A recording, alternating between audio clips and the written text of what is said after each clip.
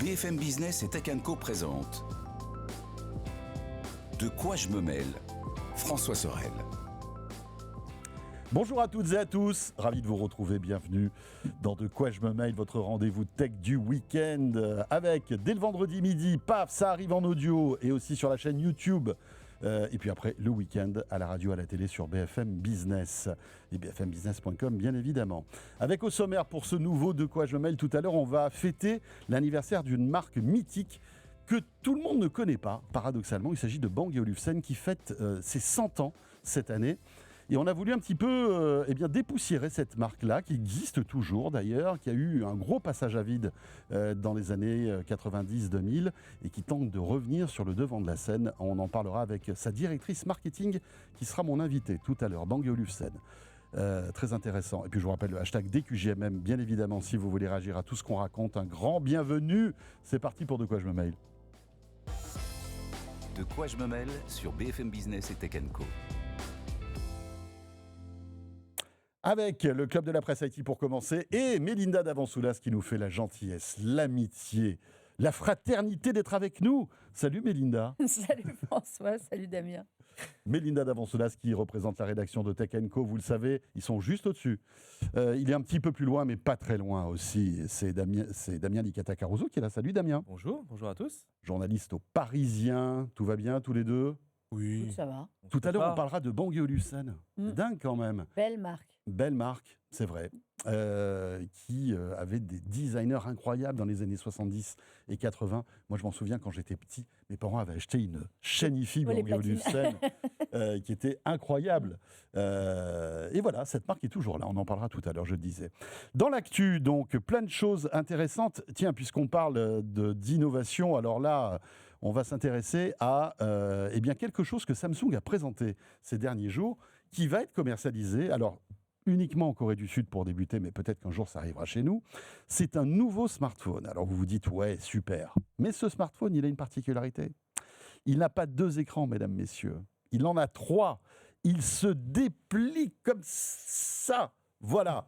Il se replie en triangle aussi, j'espère que tu as vu les photos. Oui, c'est incroyable. Et alors, quand il se déplie, on a la taille, en fait, d'un iPad, quoi, ou un Galaxy Tab de 10 pouces. Incroyable. Alors, c'est pas le premier produit qu'on voit comme ça, puisque l'année dernière, pour tous les fidèles de quoi je me mêle et de Tech Co, on a eu la chance d'en avoir un en main, hein, Mélinda, tu t'en souviens. C'était Huawei qui avait sorti ce produit. Samsung, donc, s'attaque aussi à ce marché. Oui, parce que un écran, ça ne suffit pas. 2 écrans, visiblement, ça ne suffit toujours pas. Donc, on va en mettre 3. Mais jamais 203. Voilà. Hein. Et le prix, eh bien, il fait pareil. 1000, 2000, 3000. J'ai spoil direct. Mais c'est pas grave parce que, comme tu l'as dit, a priori, on ne devrait pas le voir tout de suite en France. Donc, le Galaxy Z Trifold. Alors, il faut savoir que Z, voilà, c'est la marque des pliants chez Samsung. Il est dans la famille. Hein. Il est dans la lignée. On a les 3 capteurs au dos. Mais on a cet écran de 6,5 pouces quand il est replié.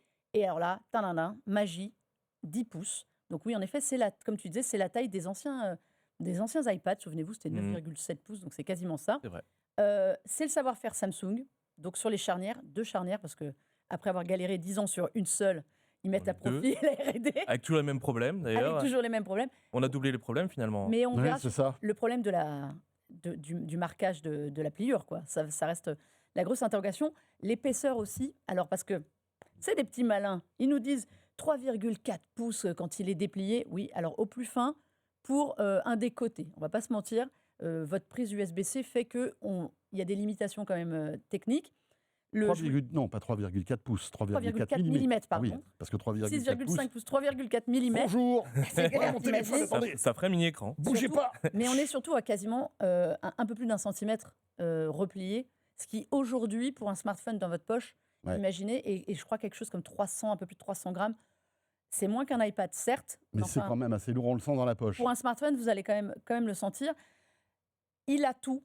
Un processeur qui est annoncé puissant, il va faire de la super photo. On connaît Samsung sur ce point-là. Oui. La question éternelle, à quoi ça sert? Et à qui il s'adresse? C'était, je pense, la même réflexion qu'on pouvait avoir quand le Fold est sorti, quand c'était vraiment un petit livre comme ça, pas aussi grand évidemment. Mais un des usages qu'on peut imaginer, c'est un cadre qui a besoin à la fois d'une tablette, d'un téléphone, il a besoin d'une phablette. un format qui existe déjà, mais là, c'est une Sur-phablette. grande phablette avec les mêmes problèmes qu'on peut avoir sur un pliant classique, c'est-à-dire la charnière, est-ce que c'est solide, est-ce qu'il y a trop de poussière, est-ce qu'elle va s'abîmer, la pliure, évidemment. 2 pliures. Deux pliures, donc 2 pliures, deux problèmes potentiels, mais je pense que comme d'habitude, c'est une manière pour Samsung de montrer qu'ils sont capables de faire ça. Samsung, ils ont une division qui est beaucoup plus rentable que celle qui vend les téléphones et celle qui vend les écrans. Mm. Donc ils sont en train de prouver à tout le monde qu'ils sont capables de le faire avant que, par exemple, un concurrent chinois sorte ce genre de produit sur le marché. Ils disent, nous, on peut le faire, venez chez nous. Voilà, c'est ça. C'est-à-dire qu'il y a une vraie concurrence aussi, comme tu le disais, sur l'OIM. C'est-à-dire que Samsung, c'est aussi un fournisseur d'écrans. Il fournit la plupart des écrans des iPhones, des composants électroniques, bien sûr. Et c'est aussi pour eux la meilleure des vitrines technologiques. Bien sûr. Et puis surtout, c'est aussi... Voilà, n'oubliez pas, on est Samsung, on a connu des moments difficiles, mais malgré tout, on est au top en termes d'innovation technologique. Le savoir-faire. Et de Démonstration. savoir-faire. Quand on sait qu'on commence à murmurer l'éventualité de la sortie prochaine d'un iPhone avec un écran pliable, là tu te retrouves avec un Samsung qui dit vous savez quoi, nous ça y est, c'est réglé cette histoire-là, on va faire un truc qui se déplie 2 fois. C'est ça. Voilà. Mais se pose toujours la question du format. Alors, tu as parlé du Huawei Mate XT qu'on avait vu l'année dernière. Moi, je l'avais pris en main, qui était ultra fluide, Ouais. ultra impressionnant. Et très beau, très belle finition Très aussi, belle beau finition. produit, ouais. Qui avait une autre proposition de pliage-dépliage, je vais dire. C'est-à-dire que lui se pliait vraiment ce qu'on appelle les formats en Z, qui est quelque chose qui est murmuré depuis des années dans l'industrie. Apple, pendant longtemps, on nous a dit qu'Apple travaillait sur un format Z, c'est-à-dire quelque chose qui se déplie comme un accordéon, si vous voulez, Ok. pour l'image. Là, on est sur un triangle qu'on va ouvrir. L'écran est central, l'écran au dos est central.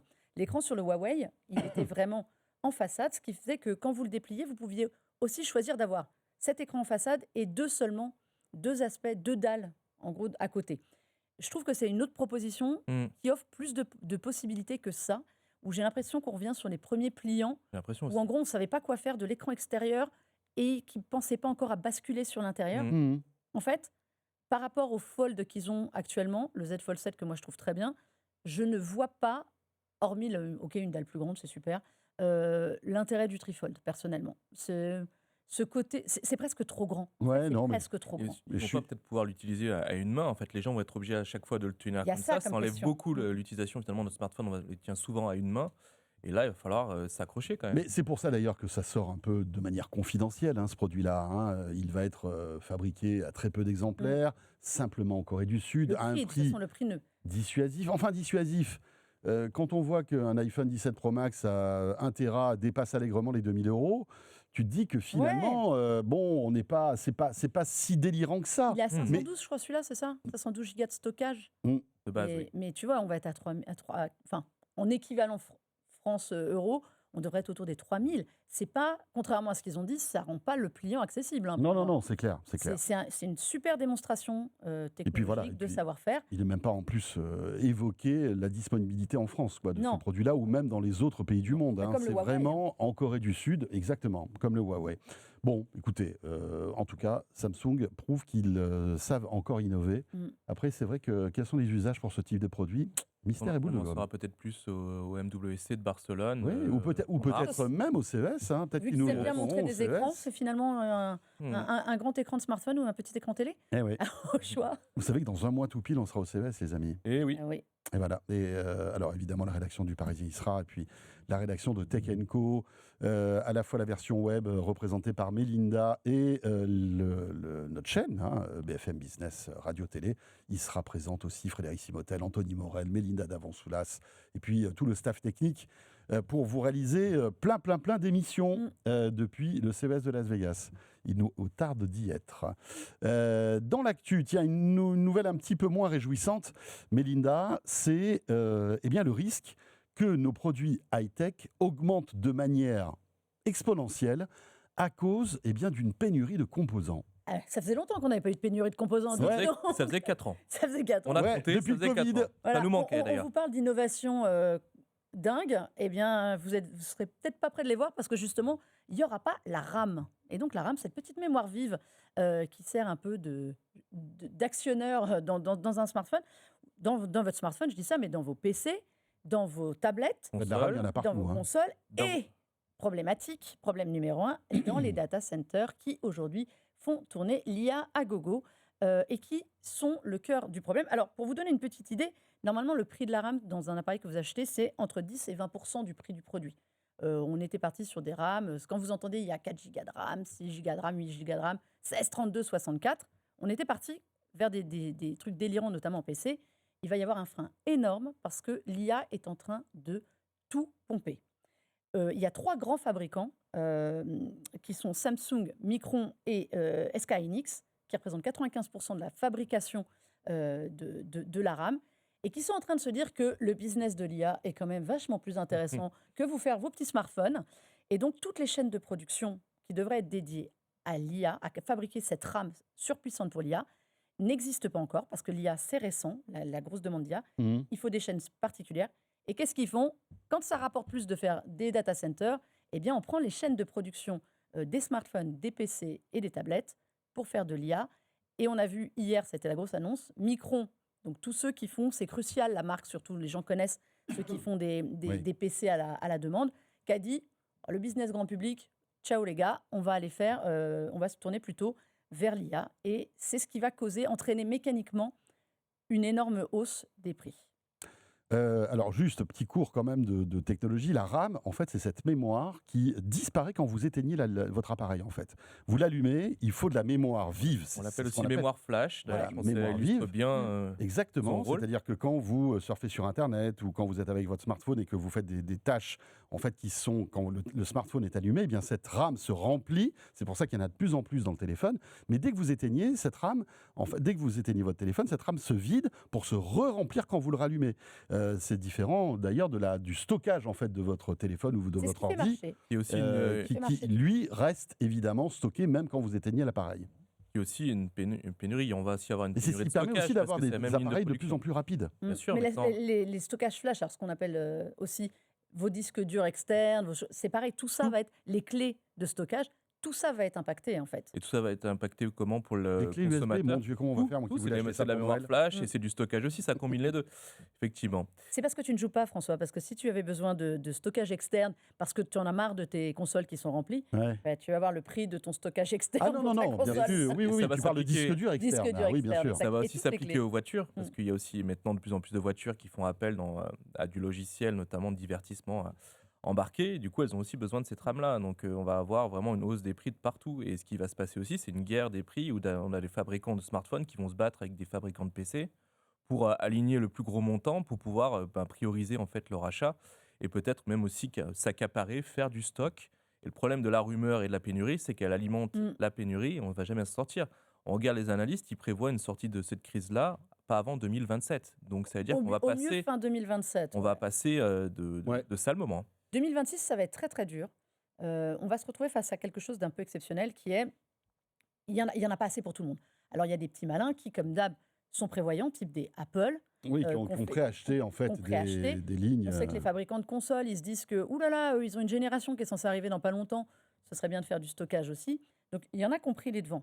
Eux, ça. Et stocker de la RAM, c'est pas con. Mais non, Oui. mais. Je l'ai.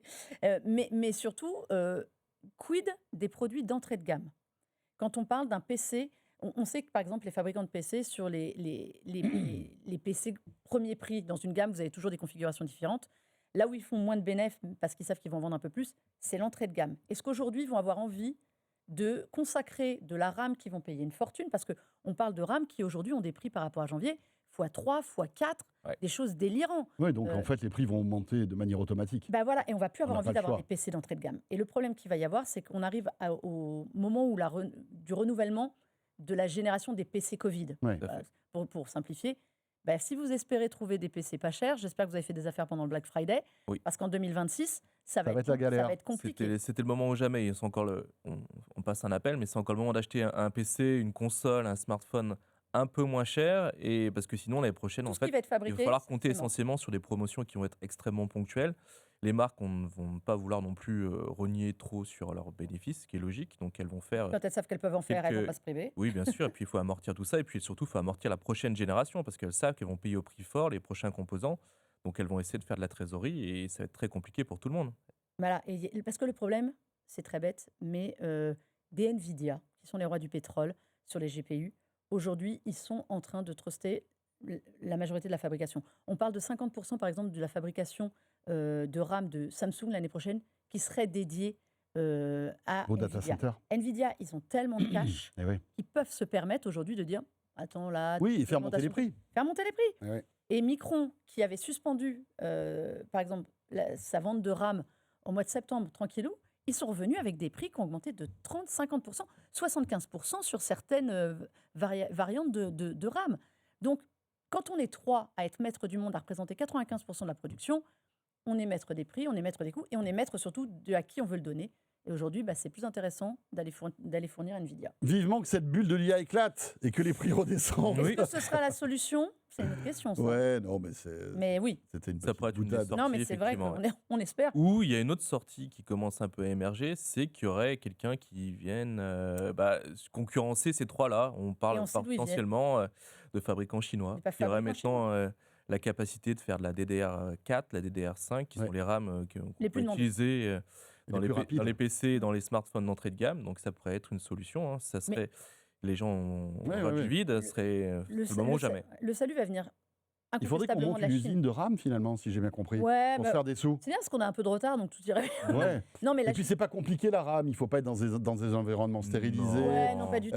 Enfin tous ces trucs-là, ça On va. trouvera trois robots. Et puis ça coûte on fera combien de milliards une usine de RAM? On est sur 10 à 20 milliards. Ah, ben Non, voilà. Puis, Ok, et puis merci. accessoirement, ça met un peu quelques temps à se construire. Donc les data centers, aujourd'hui, se construisent plus rapidement que les usines de fabrication de RAM. Et c'est ça le problème. C'est qu'une fois que d'ici, on estime à fin 2026, quand les vraies usines de fabrication, c'est pas les mêmes chaînes de production normalement, Mhm. pour faire de la RAM pour des data centers, seront prêtes, oui, ça va libérer, voilà, ça va libérer de la RAM pour l'autre production. Mais en attendant, non. Allez, on enchaîne avec eh bien, tiens, un sujet qui est, on va dire, lié à tout cela, c'est l'intelligence artificielle chez Apple. Alors, c'est compliqué d'évoquer ce sujet-là, parce que, on le sait, Apple est un petit peu à la ramasse dans ce domaine. Cela dit, ça ne les empêche pas de vendre toujours plus de smartphones, toujours plus de services. C'est ça le paradoxe, c'est que finalement, Apple est en train de devenir le premier vendeur de smartphones au monde, même devant Samsung, alors que Samsung crie régulièrement qu'ils ont les smartphones avec de l'IA embarqué, etc. Et on se rend compte que finalement, c'est pas forcément l'argument qui fait qu'ils en vendent plus. Mais voilà, les gens s'en foutent. On est d'accord. Mais malgré tout, il faut qu'Apple rattrape un petit peu son retard. On attend un Siri 2 un petit peu plus intelligent que celui qu'on a aujourd'hui, qui est quand même assez limité. Et c'est le moins qu'on puisse dire. Basique. Voilà, pour rester poli. Mm. Mais ça bouge beaucoup chez Apple. Entre les ingénieurs qui partent chez Meta, ceux qui vont dans d'autres boîtes et aussi les départs précipités. C'est le cas eh bien, d'un monsieur qui s'appelle John Andrea, qui était un peu le monsieur IA depuis 2018, je crois, chez Apple, et qui a posé sa démission. Alors d'après ce que j'ai compris, c'est plutôt une démission où on lui dit ouais, rapproche-toi du précipice, voilà, recule encore un peu parce qu'on voit pas bien. On l'a un peu poussé à la retraite. Voilà, on l'a un peu poussé à la retraite. Bon, cela dit, il n'a pas démérité ce gars-là, hein, mais il s'en va. Il est remplacé par un monsieur qui s'y connaît, dont tu as le nom, Mélina, tu vas parce que tout le monde m'a fait. tu vas nous le donner Il est tout pour de toi suite. celui-là. Amar Subramania. Amar Subramania, voilà, Quand vous devrez le répéter dans toutes les prochaines émissions. Oui. qui a fait toute sa carrière chez Google, ce monsieur-là. Il est resté 16 ans. C'est un peu le monsieur Gemini de chez Google, d'après ce que j'ai compris. Il est resté 6 mois chez Microsoft. Il s'est J'envoie. fait débaucher à prix d'or. Et Voilà, puis il s'est est fait arrivé chez débaucher Microsoft, ensuite il n'a chez même Apple. pas eu le temps de Après, là. placer son bureau, le gars. Et il Et va au bout de pouvoir 6 s'en mois, paf, il va Eh chez ben, moi Apple. j'y vais. La Californie devait lui manquer peut-être. Ouais, il va pouvoir s'en pas... acheter de la RAM. Ouais. Tranquillement. Ça en fait de la Ah bah là, rame. il n'y a Là, aucun la RAM problème. pour faire tourner Siri, elle va venir. Non, mais c'est intéressant. Il y a quelque chose d'intéressant chez Apple, c'est on n'arrête pas de dire qu'ils sont à la bourre, mais bon, là, le cas Gian Andrea est un cas particulier parce qu'en plus, c'était vraiment l'architecte de l'ingénierie IA. Il n'a pas démérité. Autant Siri, une nouvelle formule, ça va pas. Autant n'oublions pas que l'IA, le machine learning, chez tout ça, chez Apple, c'est ancré bien avant Bien sûr, chez d'autres bien sûr. fabricants. Il y a plein de Avant qu'on parle fonctionnalités là. de l'IA générative, il y Bien avait déjà avant. des modèles Voilà. fondamentaux Sur l'IA d'Apple. générative, ils sont clairement à la bourre, mais comme on l'a dit, honnêtement, c'est un effet de... Voilà, je dis c'est démonstratif. Sur le reste de l'IA, il a beaucoup œuvré.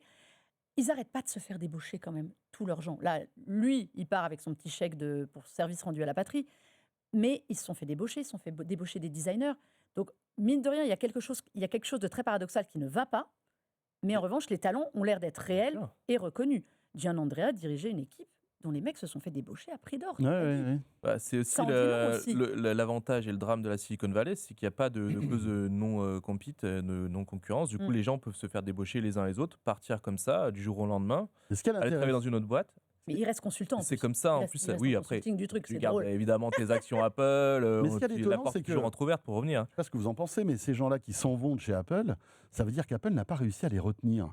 Et souvent, c'est le cas. On a l'impression qu'Apple n'arrive pas à retenir ses talents, ses cerveaux, parce que Meta propose une somme, mais Apple pourrait dire, bah, écoutez, ils ont les moyens en plus. Je pense- Si. ouais. Je trouve que c'est assez paradoxal quand même. Il y a quelque chose qui est toujours très intéressant chez Apple au fil du temps. C'est leur on ne s'y attarde. Enfin, c'est un point sur lequel qu'on regarde un peu trop rarement et après coup. C'est leur talent pour aller acheter des petites startups. Hmm. Et souvent, voilà, on avait parlé de Siri, on sait de l'histoire de Siri, on sait de l'histoire de Maps ou de plans De et de Face choses. ID, de de Face plein ID. de technologies. Et en fait, je pense que Gianandrea fait les frais de ce truc qui a été un flop total. Enfin, le lancement d'Apple Intelligence, c'est quand même Oui. pas leur meilleure réussite. Donc, ils ne cherchent pas à le retenir et ils ne cherchent pas à sortir, comme on a entendu, 100 millions de dollars, Mm. 150 millions de dollars pour retenir des mecs qui finalement sont très bons, mais n'arrivent pas à répondre à une vision. Peut-être qu'on peut lui reprocher, c'est de ne pas avoir acheté les bonnes startups. Mais moi, je pense qu'il les a. Mais Et je peut-être pense qu'il ne qu'il les est met en pas assez train en de- avant et qu'il il est n'a pas assez. Mais je pense qu'elles sont en train de préparer Et la qu'on lui prochaine. reconnaîtra ses mérites, peut-être Mais dans c'est vrai 2 que- ans, quand Mais on sera Mais arrivé à Apple a acheté maturité. énormément de startups je pense que d'IA, Notamment c'est clair. des startups françaises Mm. qu'on salue, qui ont dû prendre un très beau chèque, mais peut-être qu'ils n'ont pas été assez bien intégrés dans les équipes, peut-être qu'il y a eu aussi des problèmes de vision, tout simplement. Ah ben moi, je pense que c'est un problème de vision. Et je pense qu'on sait aussi chez Apple, pour les voir, toi et moi, le côté un peu vieille garde et on fait comme ça et on a décidé que ce serait comme ça et on a du mal à les faire bouger. Mm. Et je pense que la meilleure façon de faire bouger ces gens-là, c'est de quelque part s'en débarrasser. Ils sont tous autour de la soixantaine, 50, bien avancés 60. Mhm. Tu les places à la retraite et tu fais venir des gens derrière. Je ne suis pas sûre que Subramania soit beaucoup plus jeune, mais il aura un regard neuf. Et je pense que moi, les talents, ils les ont dans ces startups. Et qu'en effet, elles sont peut-être arrivées trop tard pour coller un projet qui ne s'est pas fait comme ça à Mhm. l'arrache. Et que là, on va mettre un coup de balai. Ça reste chapeauté par Federighi, tout ça, mine de rien, Bien. qui est presque le plus jeune de la bande. Donc, le regard, si vraiment il y avait un regard à faire sauter, ce serait Federighi qui devrait peut-être en faire les frais. Lui, il reste aux commandes et cette fois, il aura sous sa gouverne Subramania pour instiller une nouvelle vision. Moi, je pense que leur salut, ils l'ont déjà avec des gens qui valent moins cher et qui sont dans ces startups. Après, je ne sais pas ce que vous en pensez, mais quand on creuse un peu, le parcours de ce Amar Subramania est assez intéressant. Je disais, il est resté 16 ans chez Google. Ça a été l'une des pièces maîtresses de l'intelligence artificielle chez Google. Il a été, on peut dire, à l'origine de Gemini. En tout cas, c'est C'est une des têtes pensantes de Gemini. l'une des têtes pensantes de Gemini. Et quand on sait que Apple pourrait passer un accord avec Gemini pour en fait mettre au point son Siri 2, je ne sais pas si vous avez suivi, mais c'est la rumeur qui court, on se dit que finalement, on rejoint les deux bouts. Mm. L'un des gars qui a créé Gemini arrive chez Apple pour implémenter Bien un sûr. produit qu'il a créé dans une boîte concurrente chez Apple, parce qu'en plus, ça serait un Gemini un peu particulier, qui ne serait pas connecté à Google, bien sûr. En fait, Apple achèterait un cerveau vide qu'il remplirait des données qui lui appartiennent et qui serait déconnecté de chez Google, en fait. Il y a un- Donc, Vraiment. c'est assez intéressant. Et on se dit que finalement, c'est peut-être, et c'est sans doute, un très bon choix de la part d'Apple d'avoir débauché ce gars-là. Moi, je trouve que le move est intéressant justement parce que la réputation qu'il avait, et c'est pour ça que... Enfin, quand on passe de chez Google à chez Microsoft, je vais dire, c'est pas pour faire le fanfaron. C'est un peu imagé ce que je dis, mais il y a un côté chez Microsoft, il reste une certaine rigueur. Nous, on avait rencontré au mois de juin le patron, aussi un des patrons de l'IA là-bas. On sent que c'est carré et que ça doit être fonctionnel. Mm. Chez Apple, ils ont besoin de quelque chose qui est fonctionnel, mais d'une coquille un peu mieux, Ils n'ont un pas, peu moins en fait, poreuse. clairement, ils n'ont pas besoin d'un copilote. Ils ont besoin plutôt d'un Gemini que d'un copilote. Exactement. Donc, quelqu'un qui est débauché comme ça, il arrive non seulement avec son prestige, il arrive avec ses équipes, ses projets, ses capacités à intégrer un autre produit, mais surtout, il va aussi attirer d'autres talents, des gens qui n'auraient jamais considéré partir de leur job actuel pour aller chez Apple. Et eux, il va les faire venir parce qu'il y aura une forme de dynamisme, une émulation qui va être créée en interne. Et ça, c'est en fait, on peut même pas mesurer combien ça peut coûter. Gianandrea passait pour quelqu'un qui était très sérieux, très académique, presque trop fermé sur ce... Voilà, il y a une ligne de conduite et on la suit. Quand on voit le parcours de Subramania, ce qui montre clairement, c'est une forme d'agilité. Et je pense que c'est ça dont ils ont besoin aujourd'hui. C'est quelqu'un qui va leur dire, en fait, qui va pousser les curseurs. dire là, c'était bien, mais c'est pas assez. Là, vous avez essayé d'aller sur un truc, vous allez dans le mur, on va redescendre. Et je pense que quand on a bossé sur l'ingénierie de Gemini, qu'on est allé essayer de booster Copilot, et Copilot, qu'on le veuille ou pas, enfin, il a une utilité productivité qui est quand même très, très bonne. Je pense que Apple a vraiment besoin des deux. A besoin des deux, mais en effet, je suis d'accord, plus du cerveau de Gemini avec la touche confidentialité d'Apple qu'a un peu mis tardivement Gemini. Et je pense que pour moi, c'est un move qui est hyper intéressant de ne pas être allé chercher chez Meta, chez OpenAI, ce que tout le monde fait, Non. d'aller débaucher des gens qui finalement ont des méthodes parfois qui ne correspondent pas à Apple. Damien, non. Bah, On non, a je tout trouve dit. que finalement, oui, et surtout Apple va avoir un grand défi, c'est de tout faire ça en local sur un téléphone. Donc là, il va falloir y mettre des vrais moyens. On peut pas en fait commencer du début. Donc on va prendre quelqu'un qui a l'expérience, qui a déjà développé ça. Et ben, je pense que sur la fin de son règne chez Google, il a dû notamment consacrer tous ses efforts à faire ça en local. Et ça, c'est le plus important pour Après, je Apple. ne pense pas que toute l'IA d'Apple sera en local. C'est Non, pas possible. impossible. Mais impossible. beaucoup de fonctionnalités de base. Oui, bien Ouais, sûr. le Mais là, forcément. le résumé de mail, etc. Oui. Mais après, tout ce qui est, ne serait-ce que Siri. Siri ne Oui, pourra mais pas être en Une intégralité Ils veulent, tu sais, dans la, le téléphone. la traduction, par exemple. Enfin, il y a plein de choses qui sont faisables. La traduction des AirPods étant locale, Ouais, ouais. il y a plein de choses qu'ils veulent faire. Et je sais que, en général, ce qu'on entend, c'est que les puces Apple, qui sont très fortes, et notamment la puce M5 sur l'IA, sont hyper séduisantes pour des gens qui veulent travailler sur l'IA. Mm. Et je pense que ça, c'est leur meilleur produit d'appel aujourd'hui. C'est pas Siri, c'est pas les promesses de Siri ou de dire les gars, on va repartir de zéro.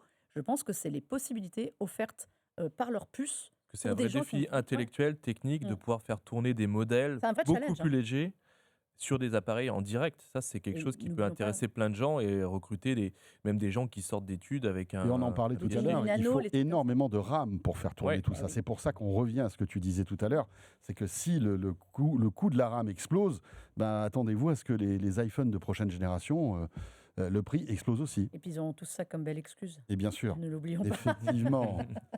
Dans l'actu, tiens, on parle de smartphone, c'est le retour d'une marque, alors j'allais dire confidentielle, qui n'est pas confidentielle, mais qui n'a pas eu le temps véritablement de s'installer en France, puisqu'elle est partie, enfin elle est arrivée, elle est partie à l'époque du scandale Oppo, où toutes les marques dans le giron d'Oppo ont disparu.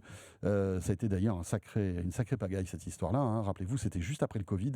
Oppo décide de partir de la France en laissant des ardoises assez importantes, à la fois du côté des distributeurs, mais aussi, bon, il y a certains clients qui ont été impactés, Ouais. etc. Ils Enfin, sont partis parce que surtout, ils n'étaient pas au pot en France. Ils étaient, Oui, c'était un ils- distributeur, c'était en un fait. distributeur qui Ouais. les a complètement plantés.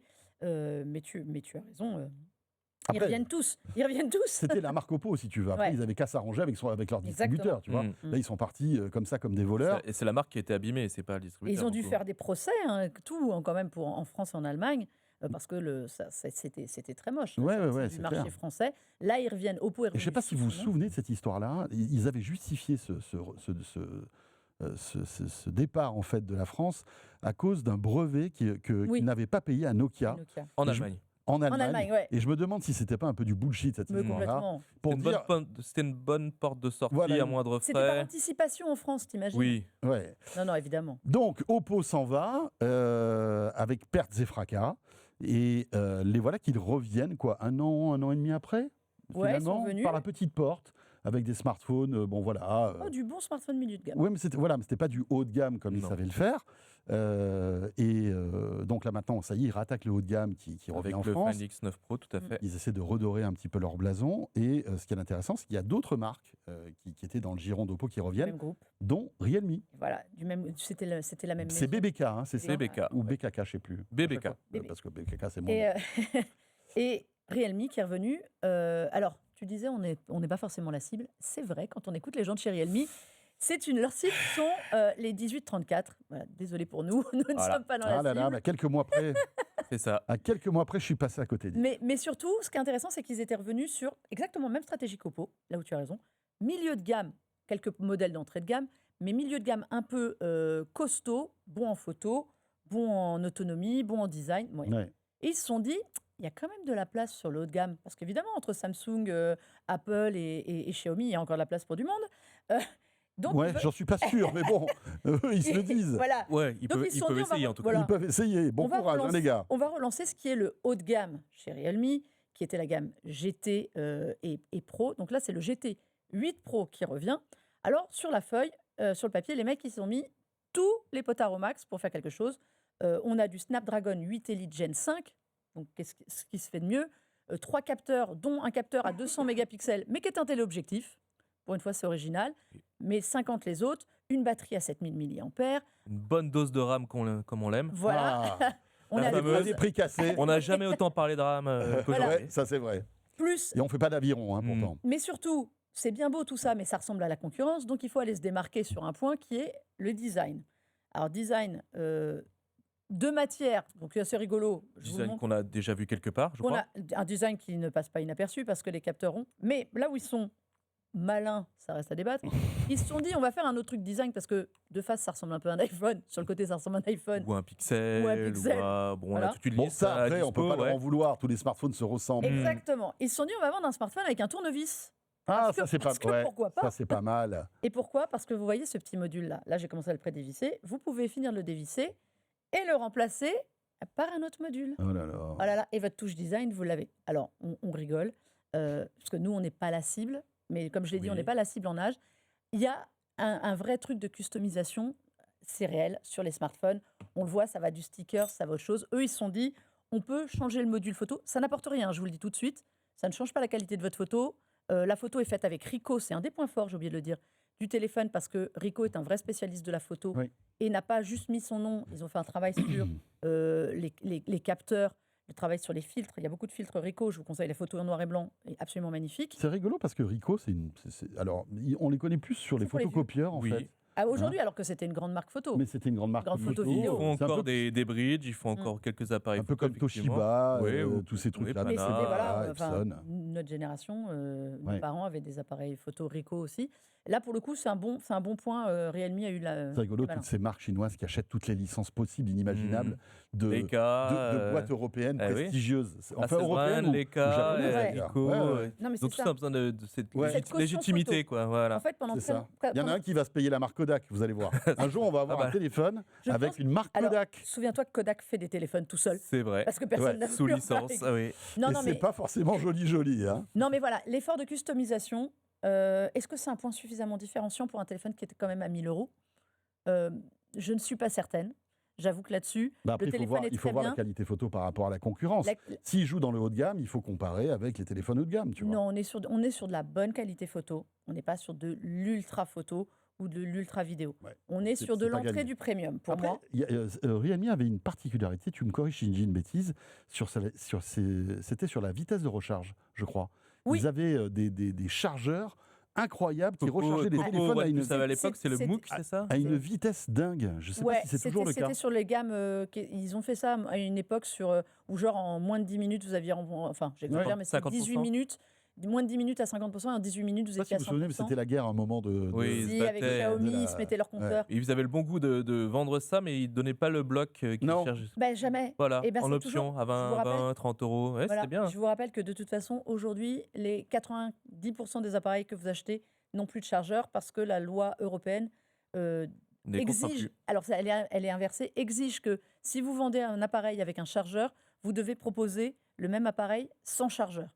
Sauf que, évidemment, les marques ont pris le problème à l'envers. Elles se disent qu'elles vont plutôt vendre sans chargeur, comme ça c'est réglé, pour ne pas multiplier les références officiellement. Ok. Vous facturez Et tu- 70 ou 100 balles Ça de permet plus. aussi de réduire l'emballage, dont l'impact écologique. Tu fais Oui. la RSE en faisant payer Voilà. plus cher pour moins. Parce que tu Pas achètes mal. un deuxième paquet avec Ouais, ton chargeur. en C'est plus. ça où c'est génial.